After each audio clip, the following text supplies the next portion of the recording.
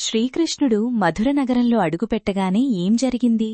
కంసుణ్ణి వధించడానికి ముందే కృష్ణుడొక చాకలిని ఎందుకు చంపాల్సి వచ్చింది? ఒక సామాన్య చాకలిని చంపాల్సిన అవసరం శ్రీకృష్ణ భగవానుడికి ఎందుకు వచ్చింది?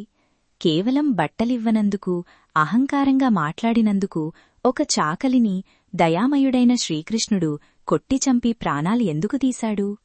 ద్వాపరయుగంలో శ్రీకృష్ణుడు, బలరాముడు కంసుణ్ణి వధించడానికి మధురానగరానికి చేరుకున్నప్పటి మాట అది.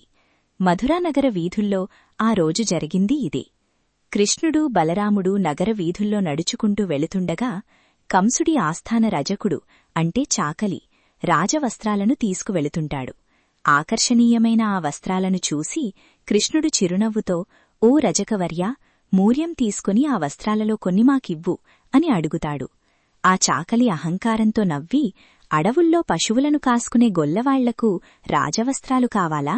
నెయ్యి పాలు తాగి గొల్లలకు పొగరు వచ్చిందా? మహారాజైన కంసుడి బట్టలడగడానికి మీకెంత ధైర్యం? మర్యాదగా ఇక్కడ్నుండి వెళ్ళిపోండి అంటూ వారిని నానా మాటలు అని తీవ్రంగా అవమానిస్తాడు.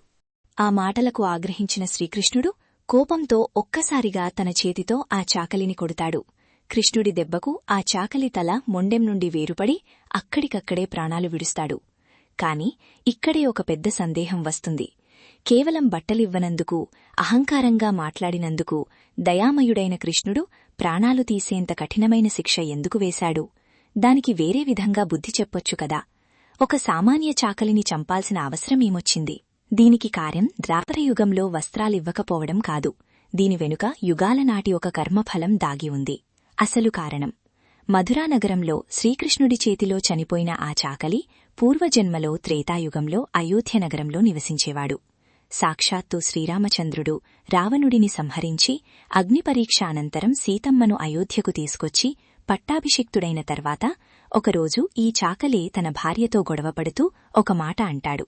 పరాయివాడి ఇంట్లో ఎన్ని రోజులు ఉన్నాకూడా తిరిగి నిన్ను ఇంట్లోకి రానివ్వడానికి నేనేమీ ఆ రాముణ్ణి కాను అని ఏ పాపమెరుగని సీతమ్మవారి శీలం మీద నిందవేస్తాడు.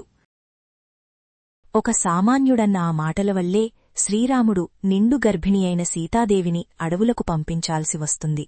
ఒక మహాపతివ్రతను నిందించి ఏకపత్నీవ్రతుడైన రాముడికి సీతమ్మకు మధ్య వియోగానికి అంటే విడిపోవడానికి కారణమైన ఆనాటి అయోధ్య చాకలే మరుజన్మలో ద్వాపరయుగంలో కంసుడి కొలువులో పుట్టాడు. భార్యను నిందించే నెపంతో పవిత్రమైన సీతమ్మ శీలాన్ని శంకించి రామచంద్రుడి ధర్మాన్ని చాతకానితనం అని అంతలా హేళన చేస్తూ వాడు పేలిన ఆ ప్రేలాపనలే ఆ తర్వాత సీతాదేవి అరణ్యవాసానికి, శ్రీరాముడి భార్యావియోగానికి కారణమయ్యాయి. అందుకే త్రేతాయుగంలో నోటి దురదతో ఆ ఘోరమైన మాటలు పేలినందుకు ద్వాపరయుగంలో కృష్ణావతారంలో వచ్చిన అదే పరమాత్ముడు వాడి మార్పులేని వైఖరిని పసిగట్టి వాడికి ఒక్క మాటకూడా మాట్లాడే అవకాశమివ్వకుండా వాడి నోరున్న ఆ తలని మొండెం నుండి నరికి అవతలికి విసిరేశాడు. త్రేతాయుగంలో తన మాటలతో సీతారాములకు ఎడబాటును మిగిల్చిన ఆ పాపికి ద్వాపరయుగంలో శ్రీకృష్ణుడి రూపంలో ఉన్న అదే స్వామి స్వయంగా శిక్ష విధించి అతని కర్మఫలాన్ని తీర్చాడు.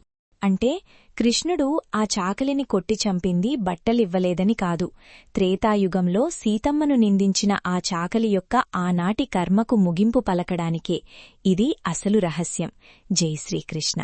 హరే కృష్ణ, హరే కృష్ణ.